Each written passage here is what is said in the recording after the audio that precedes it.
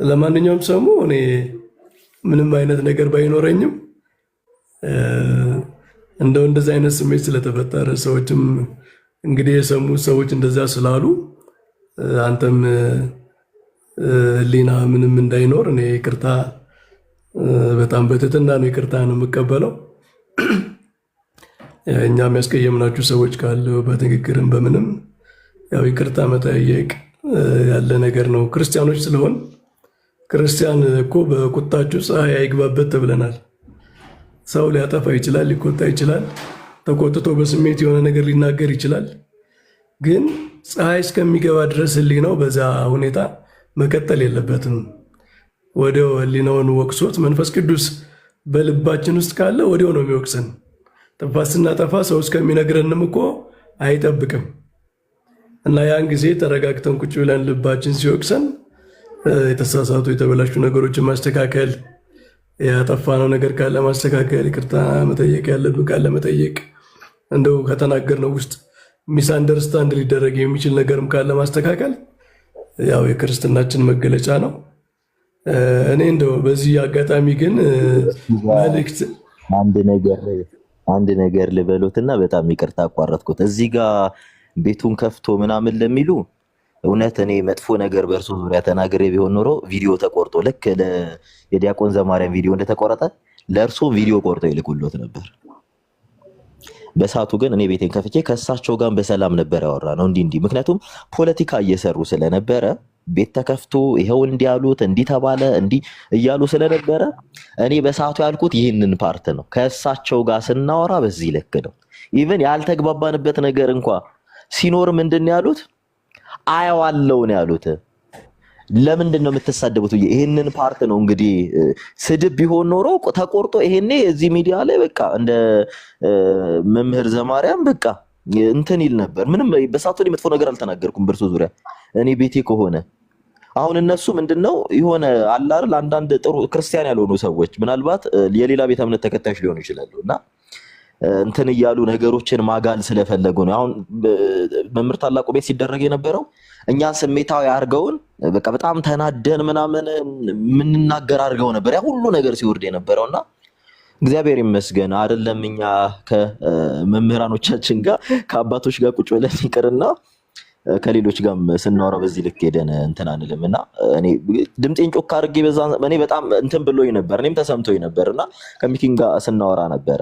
ያው እኔ በሰዓቱ ጀስት እኔ እንዲህ አይነት ነገር ተፈጥሮ ነበርና እንዲሰሙኝ ስለምፈልግ ነው ስቸኩል የነበረው ነው ብዬው ነበር እየተቆራረጠብኝ ስለነበርና መጥፎ ነገር ቢኖር ኖሮ ቆርጠው ይልኩሎት ነበር። ይሄን አሁን እንደዚህ በግሩፕ ይመጡና እንዲህ ተባለ እንዲያሉ እንዲያርግ እርሶ ጋር ሌላ ጥርጣሬ እንዲኖር በቃ ምን ብሎኝ ነው ብለው እንዲሉ ይሄን ነገር መፍጠር ነው የሚፈልገውና በሰዓቱ እኔ ቤቴን ከፍቼ እርሶን አይደለም ቢሆን ኖሮ ተቆርጦ ይሄኔ ቪዲዮ እየተገጠመ ፎቶ እየተለጠፈ በጣም ነበር የምሰደበው።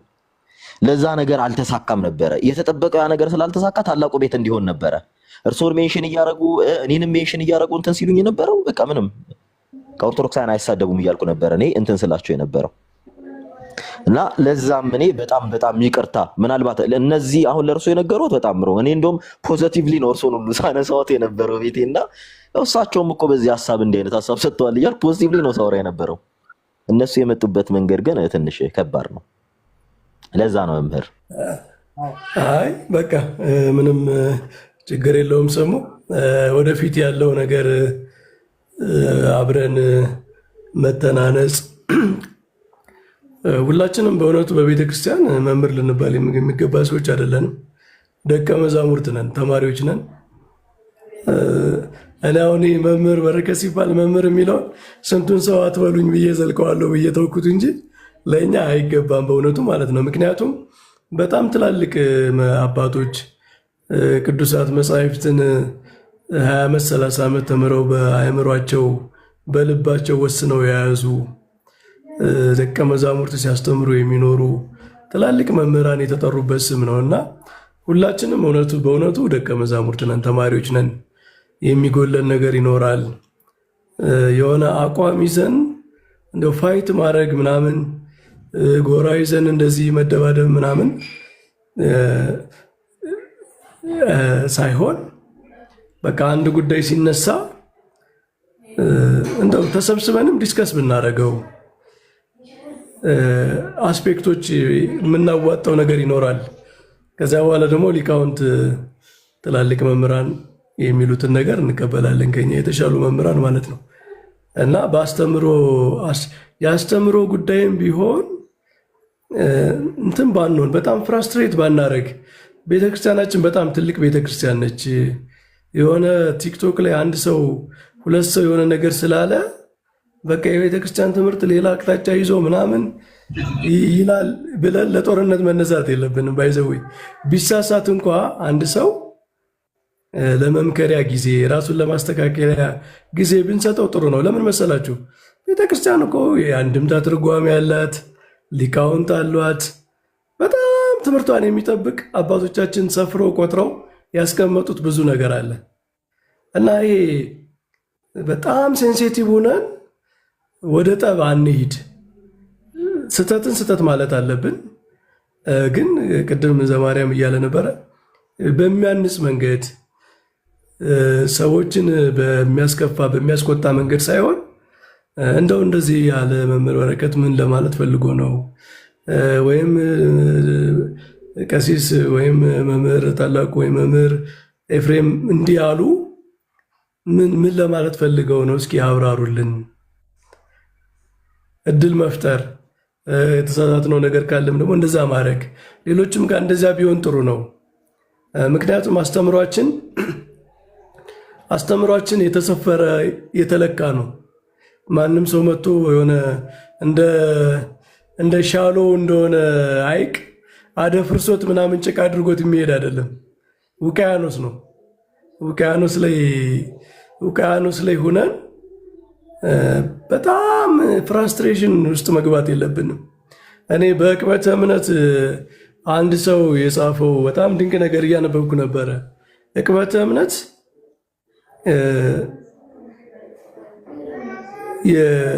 በጣም ስቴብል የሆነ አእምሮ ይጠይቃል። ስቴብል የሆነ ማለት በጣም የማይሸበር ከተጠቃን ምናምናችን ተመታ፣ ትምህርታችን ፈረሰ፣ እንደዚህ ተናጋ ምናምን ብሎ በማይደነግጥ ይሄ የእሳት የሚያጠፋ አይነት ወይም ደግሞ የሆነ ይህ ሚኒሻ አይነት አካሄድ በጦርነት ወታደር እስከሚሰለጥን ድረስ አለ አይደል? ሚኒሻ ምናምን ገብቶ ምናምን ለማብረድ በዛ አይነት በስሜታዊነት ምናምን ባናረገው። ይህንን እኔ ለሰሙ አይደለም ለሰሙ ብቻ አይደለም የምናገረው፣ ለሁላችንም ነው። ለስፔሲፊካሊ ለሆነ ሰው አይደለም። ሁላችንም በተረጋጋ መንፈስ እናድርገው። በጣም በመሸበር በጣም የከባድ የሆነ አደጋ ውስጥ እንዳለን ወይም የሆነ ትምህርት የቤተ ክርስቲያን ትምህርት የሆነ ሰው መጥቶ በቃ በርዞት አበላሽቶት ምናምን የሚሄድ አይነት እንደዛ አድርገን በመሸበር ስሜት አናርገው። የቤተ ክርስቲያን መንፈስ አለ የሚጠብቅ፣ በምዕመናኑ ዘንድ አለ፣ በመምህራኑ ዘንድ አለ፣ በስርዓቷ በቅዳሴው ውስጥ አለ፣ በትርጓሜው ውስጥ አለ። ቤተ ክርስቲያን በጣም ብዙ ምሰሶ ነው ያላት፣ ትምህርቷ የሚቆምበት ማለት ነው። አንድ ሰው ተነስቶ ወይም ሁለት ሰው ተነስቶ ነገ የሆነ ነገር ቢፈጥር ራሱን ጎድቶ ነው የሚሄደው። እንዲህ ቤተ ክርስቲያን ላይ በ2000 ዓመት የተተከለ ነገር መጥቶ እንደዚህ እንደ ሸንበቆ ወዙዞ ሰብሮ ምናምን የሚሄድ ሰው የለም። እና ይሄንን የምለው ለምንድን ነው? የመጠቃት ስሜት ውስጥ ከሆን ሰዎችን አታክ ለማድረግ የተዘጋጀን እንሆናለን። ከቤተክርስቲያን በጣም እየተጠቃች ነው፣ እንደዚህ እየሆነች ነው ምናምን በሚል ስሜት በጣም አለው። ልክ እኮ እሱን የምንልበት ልክ አለው። ግን በወንድሞችም በምንም በእንዲህ አይነት ስሜት ውስጥ በጣም እንዳንገባ ነው። ዙሪያችን ያለን ሰው ሁሉ ወደ መጠራጠር እንደው ከእውቀት መጉደል አንዳንድ ነገር የሚያበላሸውን ሁሉ በዓላማ ቤተክርስቲያንን እያበላሸ እንደሆነ እንዳይሰማን እንዲህ አይነት ስሜት የመጠቃት ስሜት ከቤተክርስቲያን በጣም የተደራጀ አይነት ዘመቻ ውስጥ ከተን እንትን እንዳንሆን ነው። ያው ሀሳቤ ገብቷቸዋል። እኔ ምንድነው ማምነው ሚኪ፣ ቤተክርስቲያናችን በጣም ጠንካራ ቤተክርስቲያን ነች። ደካማ ቤተክርስቲያን አይደለም ያለችን። አባቶቻችን ለምንድን ነው የሆነ ነገር ሲል እየወጡ እንደኛ ምናምን የማይጮሁት? ጥንካሬዋን ስለሚያውቁ ነው። እንደኛ ተሸባሪዎች አይደሉም። መቼ ምን መልስ መስጠት እንዳለባቸው፣ ሰውን እስከምን ድረስ መታገስ እንዳለባቸው፣ ምን ላይ በቃ ማለት እንዳለባቸው ያውቃሉ። በተረጋጋ ስሜት ነው የሚያደርጉት ማለት ነው። ለምን? የቤተ ክርስቲያኗን ትምህርት ቤተ ክርስቲያን በምን ያህል አለት ላይ እንደቆመች ስለሚያውቁ የመሸበር ልብ ውስጥ ልቦና ውስጥ አይደለም ያሉት እና እንደዛ ነው። እኔ ይሄ የመሸበር ልቦና እርስ በርሳችንም እንዳያጣላን ስለምፈራ ነው። እኔ አሁን አንድ ወንድም አሁን ዘማርያም ለምሳሌ እኔ አንድ ስህተት ነው የምለውን ትምህርት ቢያስተምር እኔ የምቸኩለው ዘማርያም የቤተ ክርስቲያንን ትምህርት አበላሸ ለማለት ሳይሆን ዘማርያምን ነው የምፈልገው ቀድሜ። ለምን መሰላችሁ? ትምህርቱ የትም እንደማይሄድ አውቃለሁ። ትምህርቱ ዘማርያም አንድ ትምህርት ቢያበላሽ በማንኛውም ሰዓት ተነስተው ሊቃውንት ያስተካክሉታል። እኔም በሆነ ሰዓት ላይ ስህተት ከመሰለኝ እናገራለሁ። ግን ዘማርያም ወዴት እየሄደ ነው? ይህ ልጅ መመለስ አለብን፣ ማስተካከል አለብን ብዬ ነው ማሰብ ያለብኝ ቀድሜ። ምክንያቱም ትምህርታችን የጸና ብዙ ዓመት የኖረ ነው። ዘማርያም ግን በሆነ ነገር ገፍተን ልንጥለው እንችላለን። አያችሁ፣ የሰው ሕይወት በጣም ውድ ነው። የወንድሞች የእህቶች በጣም እያንዳንዱ በቤተ ክርስቲያን ውስጥ የሚኖር ሰው እያንዳንዱ ሰው እኮ ክርስቶስ የሞተለት ሰው ነው። እያንዳንዱ ሰው እኮ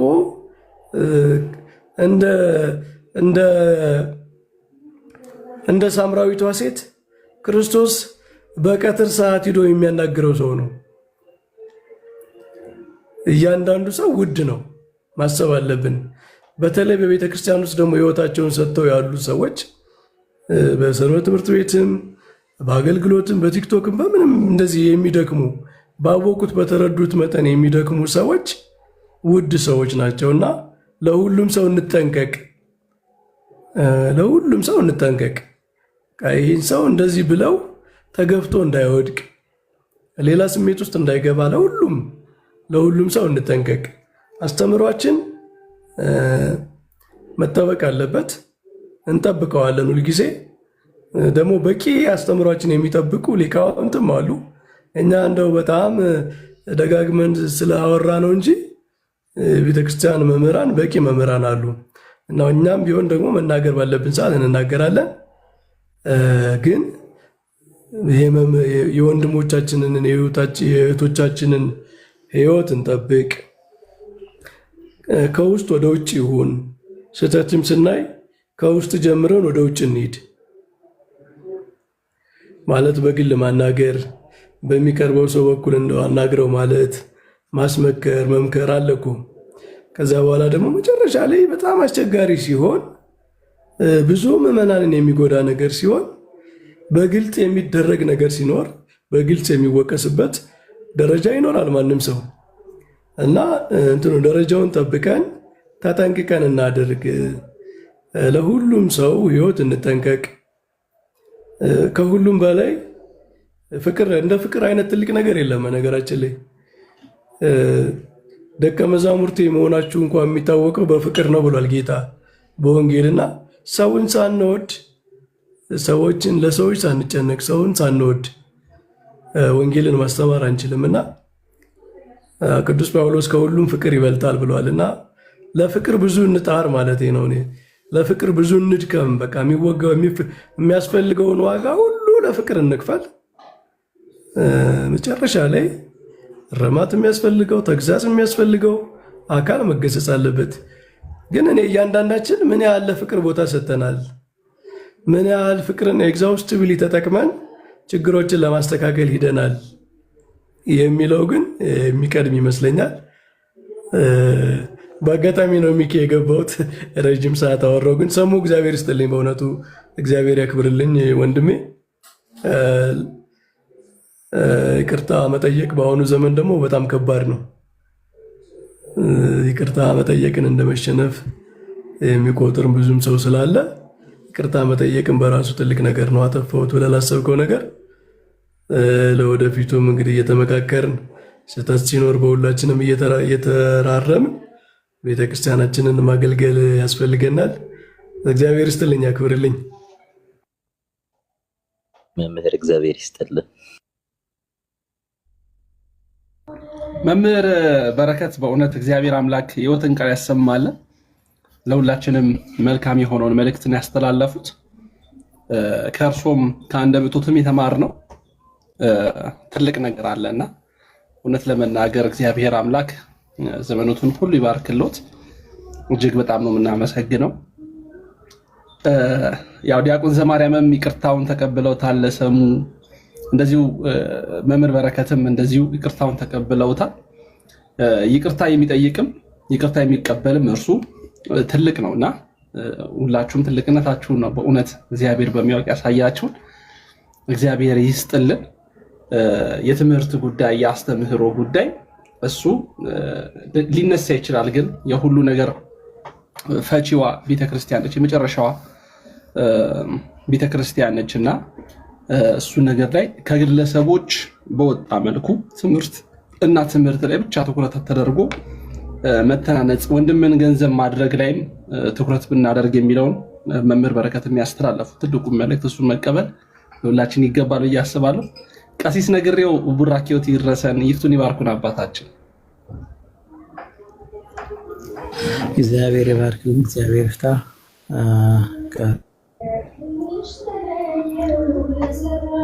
አሜን አሜን።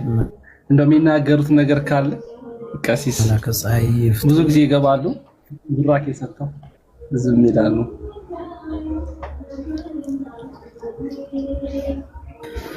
መምህራን ላቁም ሰላም አደረሳችሁ። በጣም ዛሬ እኔ በጣም ደስ ብሎኛል። አንዳንድ ቀኖችን እኔም አይ ነበረ እንዲያው ብዙ ነገሮችን ከዚህ ከቲክቶክ ካተረፍናቸው ብዙ ነገር የምናገኛቸው መምህራንን ያገኘንበት ሚስጥር መምህራን የሚያስተምሩ መምህራን ያገኘናቸው በዚሁ በቲክቶኩ ነው ማለት ነው። በአካል ሄደን የማናገኛቸውን እዚህ ቲክቶክ ላይ መጥተው የሚያስተምሩን ትምህርት ብዙ ሰዎች ተቀይረዋል። ብዙ ማለት ነው። እና እነዚህ መምህራኖች ሲኖሩልን በጣም እጅግ ደስ ይለናል። ሁለተኛ ጊዜ ጸብ የኛ አይደለም፣ የኛ መገለጫችን የኦርቶዶክስ መገለጫችን አይደለም። እና ወንድማችን ሰሙም አሁን የሚያካሳየው ትትና ጋራ ከዘማርያም ጋራም ከመምህር በረከት ጋራም ዝቅ ብሎ ይፍቱኝ በማለት ራሱን ዝቅ አድርጎ ይፍቱኝ ይቅርታ በማለቱ እጅግ እግዚአብሔር ያክብርህ። እግዚአብሔር እድሜና ጤና ከረጅም እድሜ ከእግዚአብሔር ይስጥህ። ቤተሰቦችን እግዚአብሔር ይባርክልህ። ዮሐንስ ማቴዎስ ወንጌል ምዕራፍ 5ን በዚህ አንቀጸ ብፁዓን በሚባለው ያነበበ ሰው ልቡ ለይቅርታ ይቅር ለማለትም ይቅርታ አድርጉልኝ ለማለትም ክፍት ነው የሚሆነው ማለት ነው። ለምን የሚምሩ ብፁዓን ናቸው እነሱም ይማራሉና። ብፁዕ ለመባል ሰውን ይቅር በሉኝ ማለት ነው። እኔ አንዳንድ በእኛ ምክንያት በዚች በጸብ ምክንያት ገብተው ብዙ ቀዳዳዎችን የሚያሰፉ ብዙ ሰዎችን አይተናል። በእውነቱ ከሆነ ከተለያዩ ጋር ሰሙ ከአንዱ ሰው ከተነጋገር እንዲያለው እኮ እያሉ ነገርን በነገር እያቀጣጠሉ ክብሪት የሚጭሩ ሰዎች ብዙ አሉ። አሁን እነሱ ሁሉ ዛሬ ውሃን የተቸለሰባቸው ምርት ምን ይሆኑ ይሆን? ምን ያፍሩ? እንዴት ያፍሩ? የኛ ስምምነት አይወድም። ቅድም በመመንተን ማን ነው ያሬድ ሲያነሳ ነበረ። የማይተዋወቁ እንስሳት አንድ መርከብ ውስጥ ሆነው ነበረ። ከዚያ ውስጥ ግን እንደ አንድ መርከብ ውስጥ ሆነው አንዱ ለአንዱን ሊያጠፋውም ሲከባበሩ እንጂ አንዱን ለአንዱ ሊያጠፋው አይፈልግም ነበረ። የኛም እዚህ መምህራኑ የፈለገውን ያህል ቢጋጩ አንዱን አሳልፎ መሰጣጠት ቢቀር የተሻለ ሀሳብ ነው። ለወደፊቱ ነው ማለት ነው። እና የሚምሩ ብፁዓን ናቸው እነሱም ይማራሉና ደሞሳ የሚያስታርቁ ሚኪያስም እግዚአብሔር ይባርክ አንተን እድሜና ጤና ይስጥ። ልጆችን እግዚአብሔር ይባርክልህ። ለምን አስቦ ራሱ አይ ለጊዜ ገቢር ለእግዚአብሔር ቀን አለውና የእግዚአብሔር ሰዓቱን አሁን ነው የመዳን ቀን ዛሬ ነው ብለህ አስበህ የተጣሉ ሰዎች ይታረቁ። ለእስከ መቼ ነው? ለምንድን ነው የሚጣሉት? አስተማሪዎች ናቸው። አስተማሪዎች ራሱ ያው ጨው ናቸው። እነሱ ጨው ደግሞ አልጫ መሆን የለበትም። አጣፋጮች ናቸው፣ ሐዋርያዊ ናቸው። የሚረግሟችሁ መርቁ እየተባሉ ራሱ የሚያስተምሩ ሰዎች ናቸው ብለው ይህንን ደግሞ በማድረግ አንተም ክብር ይገባል። በእውነቱ ከሆነ ይህን ነው ትልቅነት የሚያሳየን። ይህን ነው እኔ ተሰሚነት ያለው ሰው ብቻ ሳይሆን ትንሽ ሳይባል ለትንሽም ለትልቁም መታረቅ ያስፈልጋል ማለት ነው። የግድ አንድ ትልቅ ሰው መጥቶ እስኪያስታርቀንም መጠበቅ የለብንም እና በትንሽ ነገር በቃለ እግዚአብሔር እኮ ነው ድንበር የገፋ የለም እኮ እንዲያው በማይመስል ነገር ሰዎች ስላጋጋሉት ብቻ እየተጣሉ የመሰሉ ግን ውስጣቸው ደግሞ ያልተጣሉ ሰዎች ናቸው። እና የተሰበሰቡት እግዚአብሔር መድኃኔዓለም ለሁላችንም ቅን ልቡና ይስጠን። ቅን አስተሳሰብ፣ ቅን ልቡና፣ ቅን አይምሮ የእግዚአብሔር ሰዎች ሆነን በእግዚአብሔር መንገድ ተመርተን የእግዚአብሔር መንግስት ወራሾች እንድንሆን አምላከ ቅዱሳን ይርዳን። ሌሎች መምህር ኤፍሬም እነ መላከ ፀሐይ ያሉ እኔ በመናገሬ ይቅርታ ላለሁኝ አመሰግናለሁ። እጅግ ግን በጣም ደስ ብሎኛል። እንደዚህ ያልን ነገር ከሌሎቹ ጋራም ሰዎች የተጣሉ ካሉ እንደዚሁ አስማሙ፣ በቃ አስታርቁ። እነ መምህር በረከትን ዘማርያም የመናፍቃን መዶሻዎች አሉ። እነዚህን ደግሞ የእኛን ደግሞ ሰዎች በማለት ተገና አድርገው ሊወጉን የሚፈልጉ ብዙ ሰዎች ስላሉ በዚህ በቲክቶክ ዓለሙ በዚህ የሚያስተምሩ ልጆች የተጣሉ ሰዎች ካሉ አሁንም እንዲሁ ብታስታርቁ ብዬ ሀሳቤን እቋጫለሁኝ። መድኃኔዓለም ክብረት ይስጥልኝ። አመሰግናለሁኝ። አሚን። አባታችን በእውነት እግዚአብሔር አምላክ ያክብርልን፣ ቃለ ሕይወትን ያሰማልን፣ የአገልግሎት ዘመኖትን ይባርክልን። እንደ እርሱ አይነት አባቶችን አያሳጣን። እውነት ለመናገር በዚሁ ዲያቆን ዘማርያም፣ መምህር በረከት፣ ታላቁ ቀሲስ እውነት በግል ሚኪያስ አስቀይሞናል የሚል ሰው ሰሙንም ይኸው አጠገቡ እኔ እሱን ወክዬ መናገር እችላለሁ። ሰሙ አስቀይሞናል የሚሉ ሰዎች ካሉ ጎንበስ ብዬ ፐርሰናሊ ማለት ነው፣ በትምህርት ሳይሆን ፐርሰናሊ ያስቀየም ነው ክፉ የተናገርነው ሰዎች ካሉ ይቅርታ ትላንትም ስንጠይቅ ነበረ፣ ዛሬም እጠይቃለሁ፣ እስከ ዕለተ ሞቴ ድረስ እጠይቃለሁ እና መተው የሚሉ ሰዎች ካሉ እውነት ለመናገር ማለት መተው ይቅርታ መጠየቅ እፈለጋለሁ። ሚኪያስ በድለኸኛል፣ ሚኪያስ ስሜን አጥፍተሃል፣ ሚኪያስ ተናግረኸኛል፣ ሚኪያስ ክፉ ነገር በእኔ ላይ ዘርተሃል የሚል ሰው ካለ እንግዲህ አባቶች እዚህ ስራ አዳችሁ ይቅርታ ለመጠየቅ እጅጉን ዝግጁ ነኝ። ምክንያቱም የኔ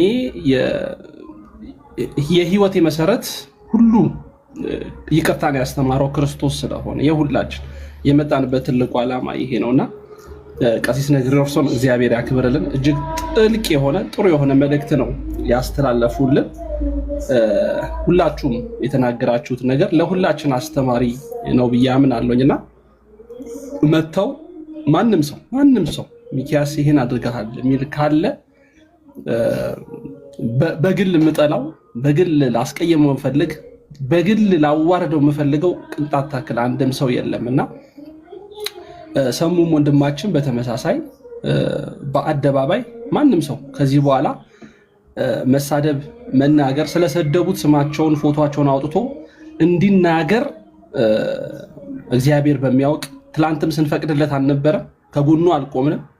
እውነት ለመናገር ሰሙ ቆማችኋል ከኔ አጠገብ ካለ እዚሁ እወቀስበታለሁ። ግን እንደሰሙ ሰው የነበረው ትክክል አይደለም የምለው በውስጥ ስለነበረ፣ ምክንያቱም ሰሙን ሲሰድቡት፣ ሲያዋርዱት፣ ተሳዳቢ እንዲሆን ሲገፋፉት የነበሩ እጅግ በጣም ብዙ ሰዎች እንደነበሩ አውቃለሁና ሰሙ በእነሱ ጥፋት ተነስቶ ጥፋት ዳግመኛ እንዳያጠፋ በብዙ መልኩ ሲቃወሙ ከነበሩት ወንድሞች እህቶች ሌሎችም አሉ። እነ ቶማስ ሲቃወሙት ነበረ፣ እነ ሪች ሲቃወሙት ነበረ።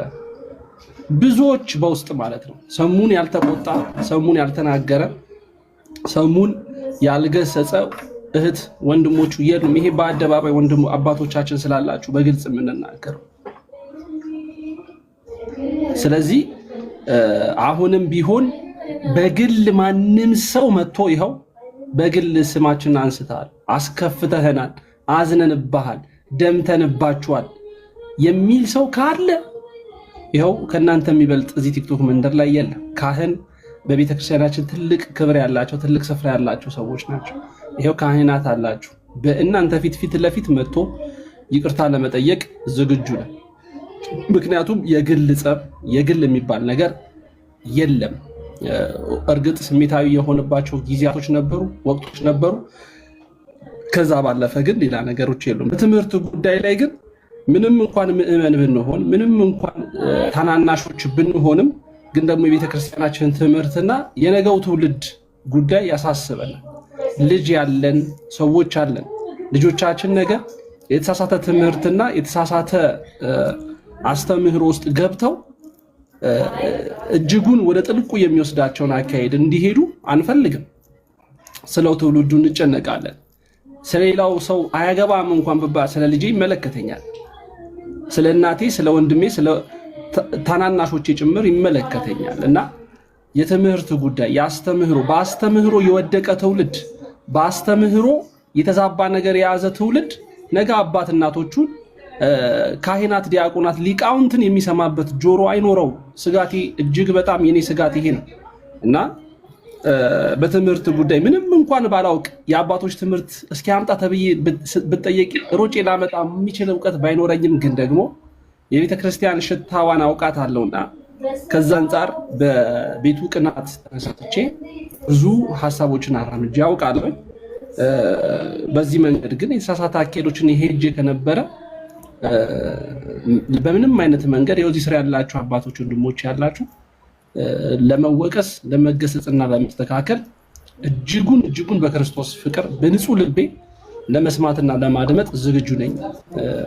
አባቶቼ ወንድሞቼ ሁላችሁንም ማለት ነው እና ይኸው ነው የምናገረው ነገር ታላቅ በየሰሙ እዚህ ጋር ያሉትን በጣም አንደርስታንድ እንዲያደርጉ አንድ ነገር አለና በተደጋጋሚ የመጽሐፍ ቅዱስ ጥቅስ በቴሌግራምም ጭምር የሚጠቀስ አንድ ጥቅስ አለና እዚሁ አባቶችም ካሉ ያው አባቶችም ይፈቱልናል ብዬ ተስፋ አድርጋለሁ። መምህራኖችም ስላሉ የማቴዎስ ወንጌል ምዕራፍ 18 ከቁጥር 15 ላይ ያለውን ክፍል እየለጠፉ በጣም ሞራሊ ብቻ አይደለም ቤተሰብ ድረስ የቤተሰብ ፎቶ እየተለጠፈ ምን ከቴሌግራም ጀምሮ በጣም ማለትም ሰው አንድ ጤናማ ሰው የማያደርገውን ነገር ሲያደርጉ ነበረ። በእኔ ላይ ዛሬ ያደረጉብኝ እያልኩ ላወራ አይደለም።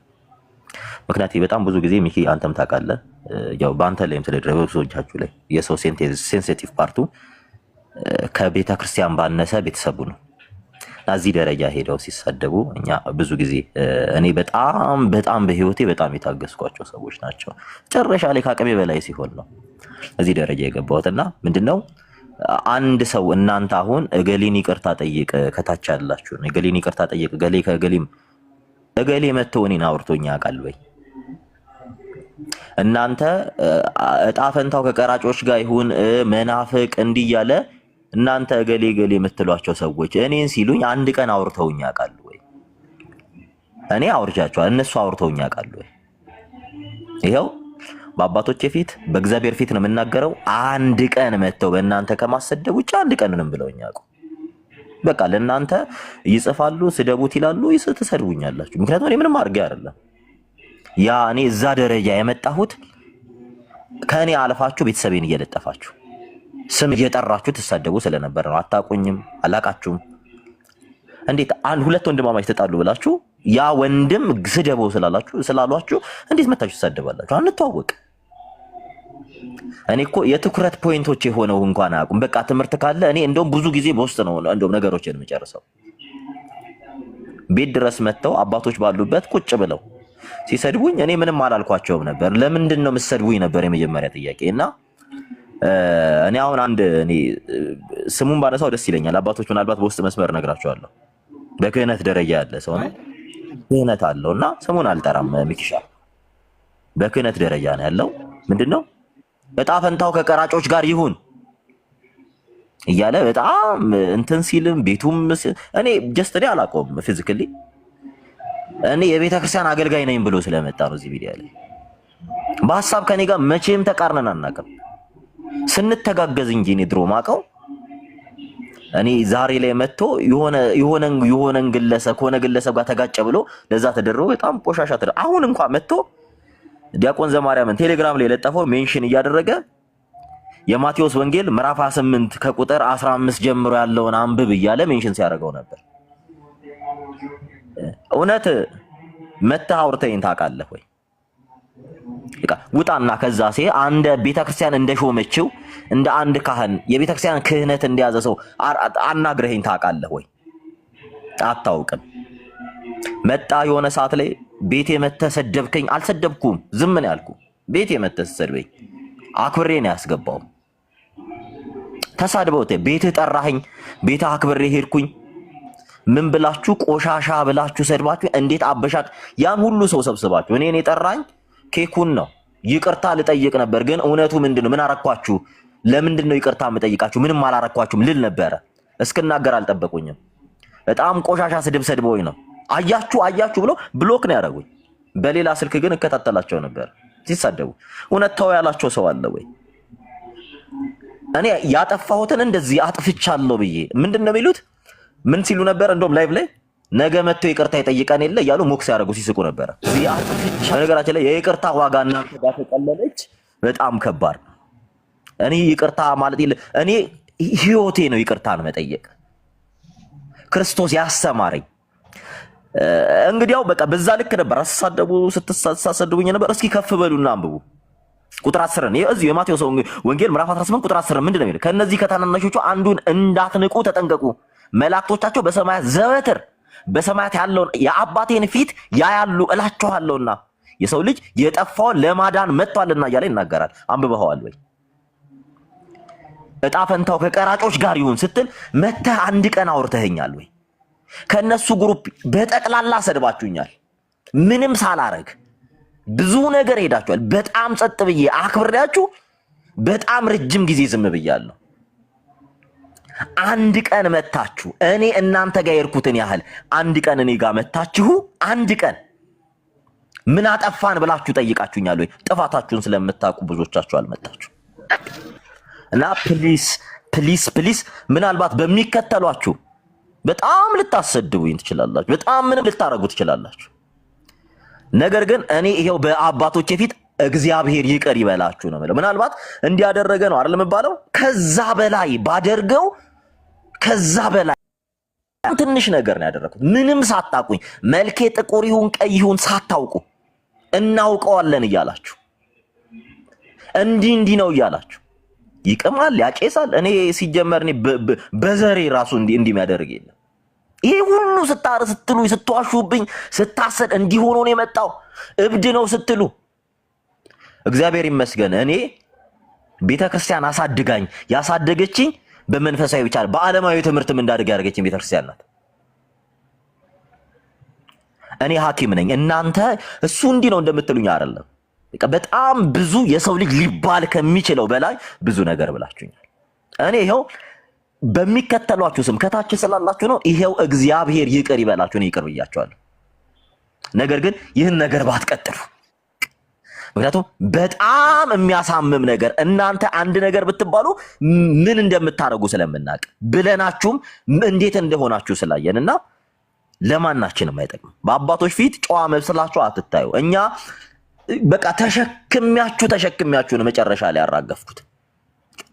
እና ፕሊስ ከፈለጋችሁ ውይይት ከፈለጋችሁ ተያዩ፣ መነጋገር ከፈለጋችሁ እኔ ስልኬን ሰጣችኋለሁ አውሩኝ። ስልኬ ሳይኖራችሁ እኔን ሳታቆኝ ማን ልሁን ምን ቀይ ልሁን ጥቁር እንደውም ህዝቡ እንዲታዘብ ቆሜ የዓመቱ ገብርኤል ቀን አውደ ምሕረት ላይ ቆሜ ስቀርጻችሁ ነበር ፊት ለፊት። አታቁኝም። ላይቭ እዚህ ቲክታክ ላይ ሳስተላልፍ አያቁኝም። እኔ ግን ያን ሳረግ የነበረው ሆን ብዬ ኢንቴንሽናሊ ነው። ምክንያቱም ምን ስትሉኝ ስለነበር እናቋለን ትሉኝ ስለነበር እና እስከ መቼ ይሄን ቀጥል? እናንተ ይቅርታ ተጠያቂ እኛ ይቅርታ ጠያቂ። ይቅርታ የመጠየቅ ችግር የለብንም፣ ግን ስላላጠፋን በእናንተ ዙሪያ ምን ብለን ነው ይቅርታ ምን ጠይቃችሁ? የእውነት ወንድሞቼ ምን አጠፋን ብላችሁ መታችሁ ታውቃላችሁ ወይ? አታውቁም።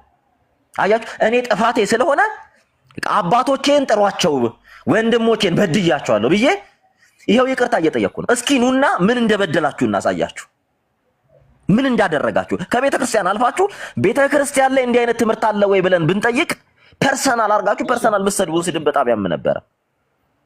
ስለዚህ ፕሊስ ካላችሁ ይሄን አድርጉ። ይሄን ጥሪ ነው ማስተላለፈው። ቴንክ ዩ ኪንኪ ይሰማል። ታላቁና መዝሙሬ ማነው ባይወርድ ደስ ይለኝ ነበር። ታላቁ ባይወርድ ደስ ይለኝ ነበር። ስሜትህን ይገባኛል። ያው የተናገርክበት ኢንቴንሽን አንደርስታንድ እናደርገዋለን። ሰሙሻ ቢኖር እንትና ታላቁ ካለ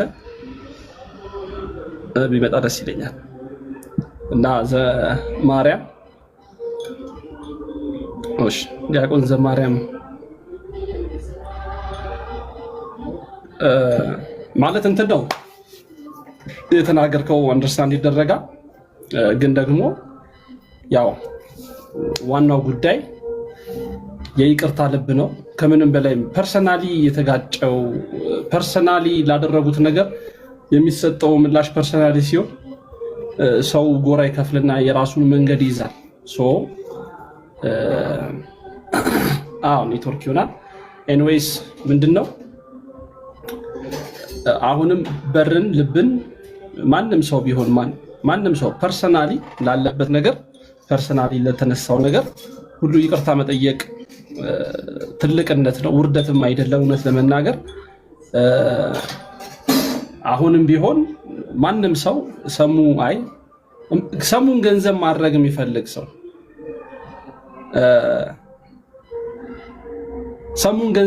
የሚፈልግ ሰው ሰሙን መጥቶ አይ ሰሙዬ እንደዚህ ብለኸኛል፣ አስከፍተኛል፣ ተቀይሜብህ ነበር ይቅርታ፣ አስከፍተኝ ነበር ይቅርታ፣ ተቀይሜህም ነበረ ብሎ ማለት ያስፈልጋል ብዬ አስባለሁ። ምንም ችግር የለውም። ሰዎች የሚፈልጉትን መስጠት ግን አስፈላጊ ነው ብዬ አላምንም። ሰሙሽ አንዳንድ ሰዎች የሚፈልጉት ነገር አለ።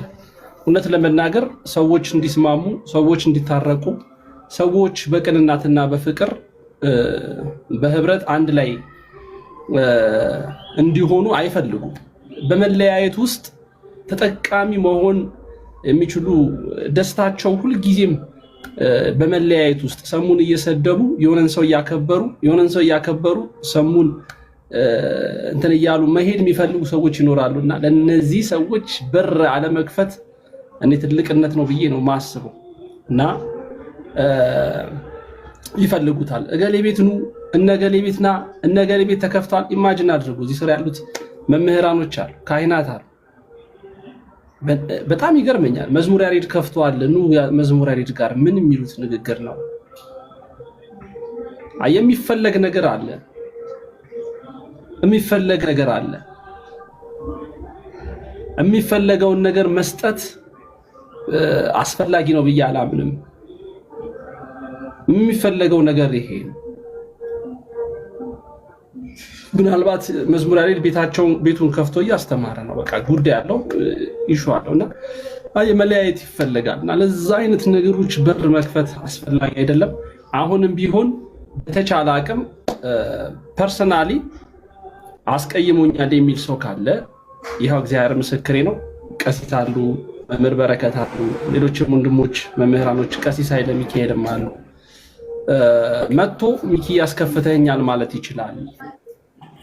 ምንም ቢሆን ምን የፍቅርን የይቅርታን በር መዝጋት የሚችል ልብ ለማንም ሰው መስጠት አስፈላጊ አይደለም ብዬ አስባለሁ። መምህር በረከት ይቀጥል። መምህር ይታበታ። እሺ፣ አይ እኔ አንድ ሀሳብ ውስጤ እያሰበ ስለሆነ ነው። ምናልባት እንዲህ አይነት ነገሮች አሁን ረዘም ያለ ጊዜ የወሰዱ ነገሮች ከሆኑ እንዲህ ዝም ብሎ በላይ ብቻ የሚስተካከል ነገር ላይኖር ይችላልና እንደው የተወሰኑ ሰዎች ከቻልን ብንሞክር ለማገናኘት በውስጥም በቴሌግራምም በምንም መወቃቀስም ምንም ሊያስፈልግ ይችላል። ይህን በድለኛል፣ ይህን በድያለሁ የሚል ነገር ካለ እና እስኪ እንሞክር ሌሎች እኔም በቻልኩት መጠን ሌሎች መምህራንም ጋር ሆነን ሌሎች ወንድሞች ጋር ሆነን በውስጥ ነገሮችን እንደው በዝርዝር ተነጋግረን ይሄ የአደባባዩ የላይቡ ጉዳይ በኋላ ለማብሰር ሰዎች ደስ እንዲላቸው ለማድረግ ሊሆን ይችላል እንጂ በላይቭ በጣም ሊከብድ ይችላል። በእንዲህ አይነት ነገሮችን ሶልቭ ለማድረግ የተወሳሰቡ ነገሮች ሊኖሩ ስለሚችሉ እና ሚኪ እስኪ አንተም ጋር እንደዋወል ሌሎችም ወንድሞች ጋር